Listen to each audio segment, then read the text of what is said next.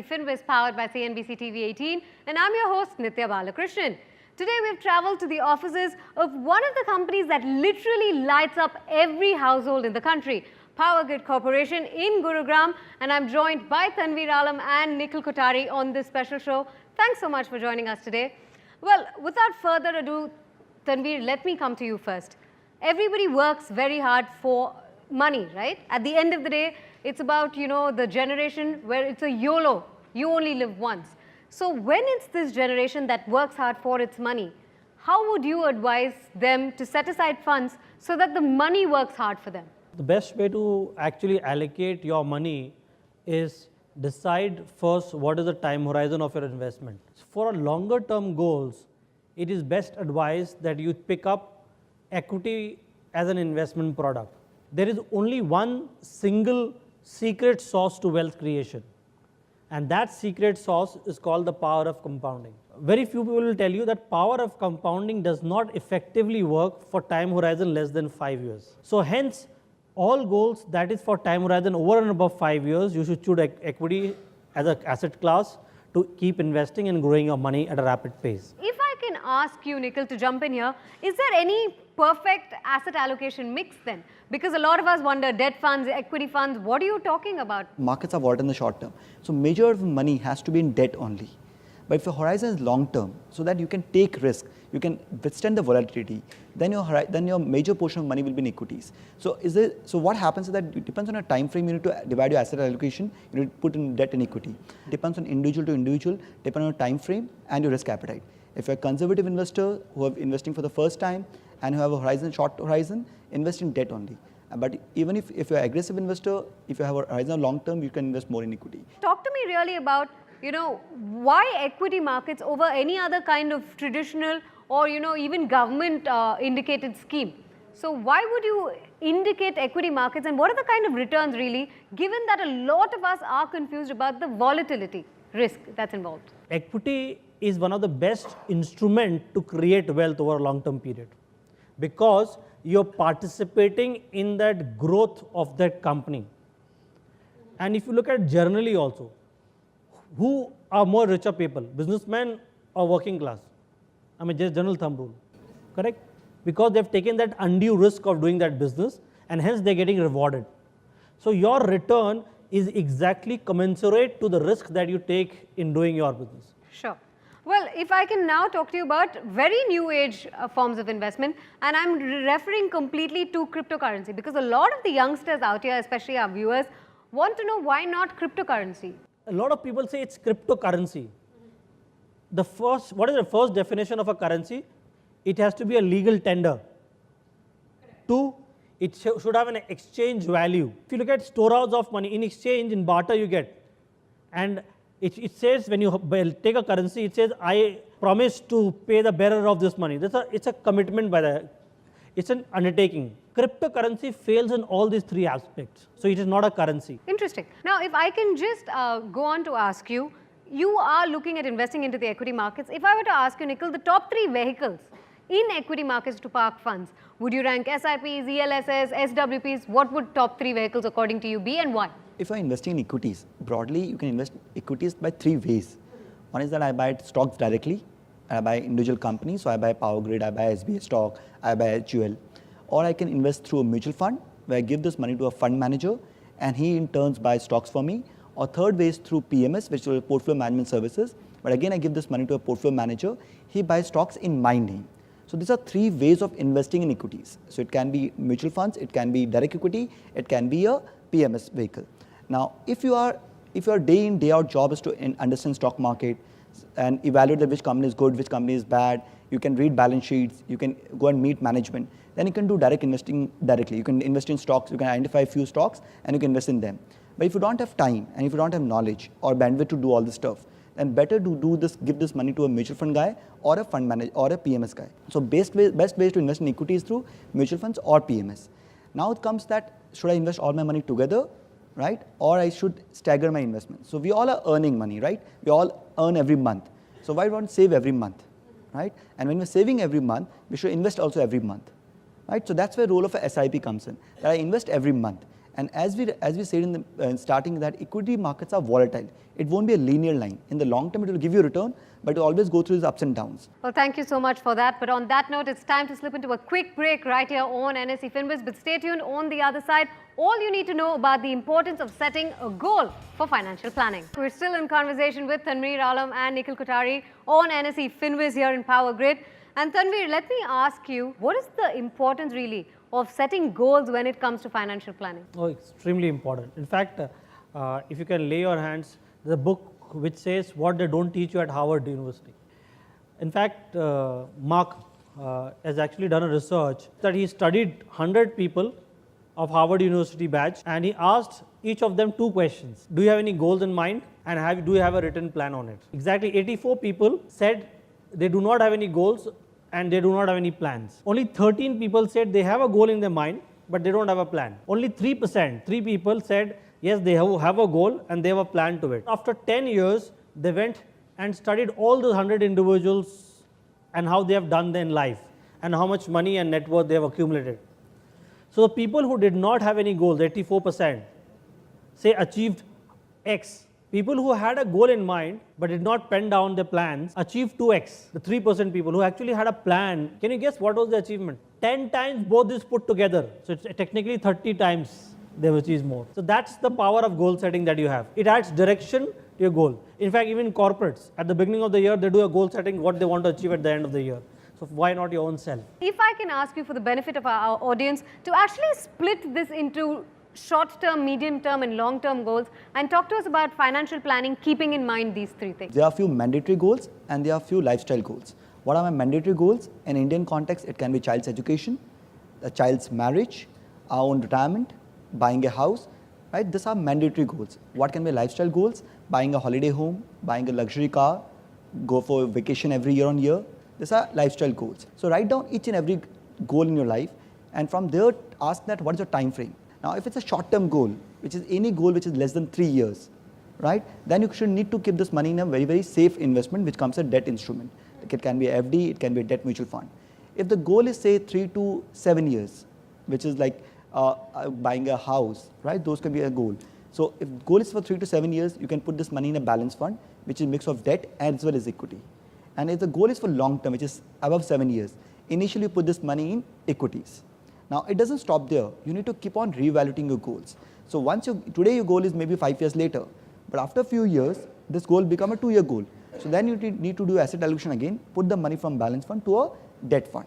So Tanveer, my next question is to you. Is there a nice balance of asset classes that you can make in your portfolio in order to ensure that you have some in equity, some insurance, real estate, gold? So owning a single home is very good, but owning house as an investment subsequent 2-3 and house, I would not suggest is a great investment option, because return of real estate has never beaten equity return. Plus, it comes with 3 very difficult problems. One is the problem of liquidity. Whenever you want to sell, it is extremely difficult to sell the house. 2 is cash handling. Third is whenever you sell that particular thing, you incur a long-term capital gains. 4th is the maintenance problem. The property keep deteriorating every year on year. You have to pay property tax and all these things add together. There's a lot of hassles to it, not a wonderful investment to be in. Gold is like a pickle in your thali. So gold is supposed to be the safest currency. Link it to a goal like a daughter or son's marriage. And the best way to invest in the form of pure paper gold, sovereign gold bond, or through gold fund, okay? Well, let me actually work in, Zafrul Hassan from the audience, who has a particular query regarding equity markets. At the time of investing, my confusion is that for a particular type of mutual fund, if I want to select, there are different agencies or financial services which are offering different ratings to a particular category of funds. So how one can select a particular, it's a good mutual fund for an investor in a particular category? When you're selecting a particular fund, trust me, nobody knows which fund is going to the best fund in the next year or next quarter or next few years also.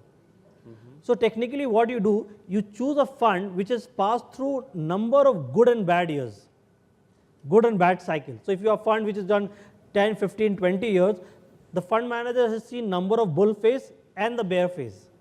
So he's actually taken the journey completely. So he has that knowledge. Second is basically how has he managed during good and bad times. Instead of looking at point-to-point return, you look at a calendar year return, which is available in various sites. Okay, look at that particular thing, and only look at one ratio, which is called information ratio or Sharpe ratio. If you look at these two parameters, your job is mostly done. Fair enough. So we did mention at the beginning of this conversation, you only live once is the attitude. So Sampath Kumar, aged 43, also seems to kind of reflect this, because the dream is to build a beach-facing home.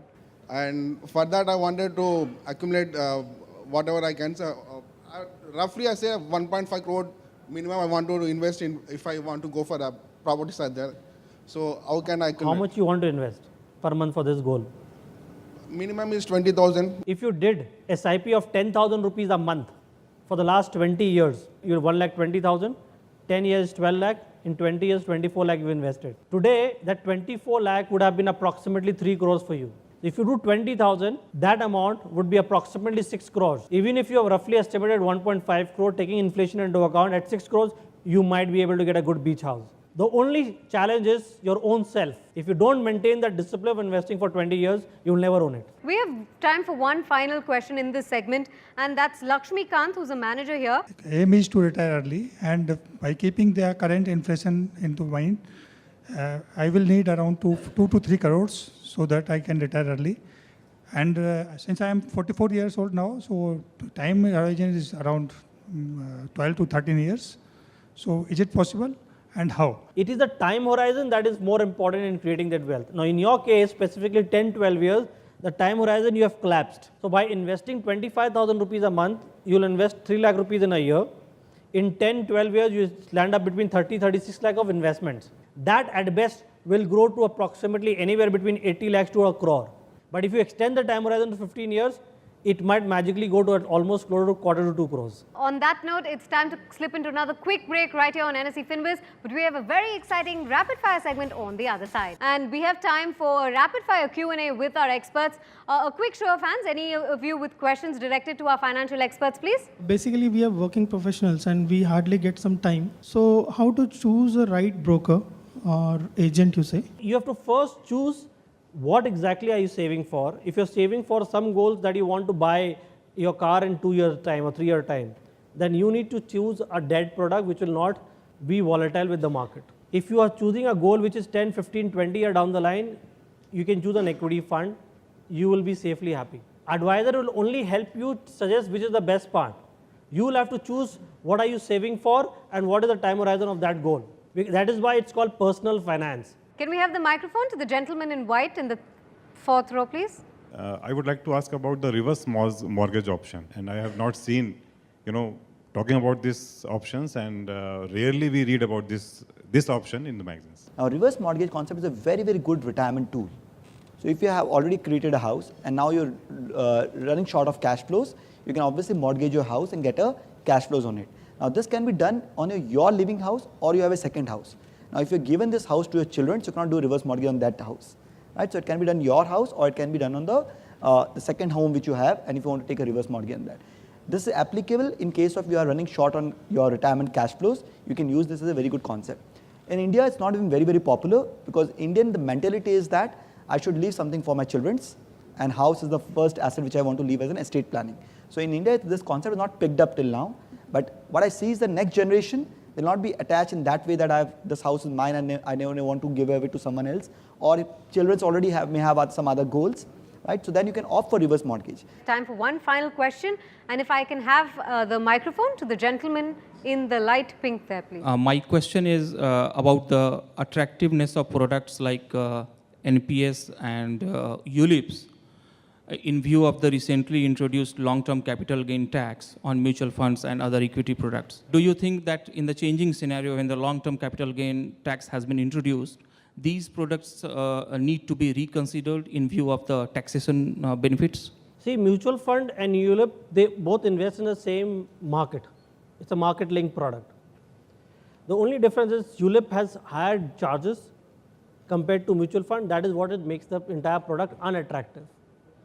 ULIP, the charge is not very fixed. It varies anywhere between 6% to even 12% annual charges. Okay. So even if it's at 6, 7, 8%, the same mutual fund product is available to you at 2%. Now long-term capital gain on equity mutual fund is 10% when you sell, right? Now when you have sold as equity long-term, only 10% on the gain amount. So historically, if you have made, say, your 10 rupees has gone to, your 100 rupees has gone to, say, 150 rupees. On 50 rupees, you'll pay 5 rupees for the period of 4 or 5 years that you have paid. Here, you have year on year, you're paying higher charges. So ULIP, just because tax has been levied, the ULIP villain does not become a hero. It still remains a villain to me. Now, NPS.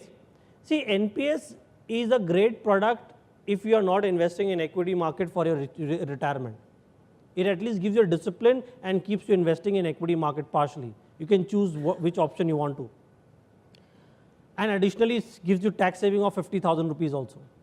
But in my term, the current structure of ULIP which is there, NPS which is there, in the current structure of NPS, when you actually withdraw the money on retirement, when you're 60, 2/3 of your money you have to compulsory buy annuity. And that is compulsory taxed. So in my language, it's deferment of taxes. And that is what makes the NPS a little less attractive compared to a normal ELSS product. With that, we're absolutely timed out on this episode of NSE FinWiz, coming to you all the way from PowerGrid. Tanveer Alam and Nikhil Kothari, thank you so much for joining us. And from the entire team that put the show together, goodbye and thanks for watching.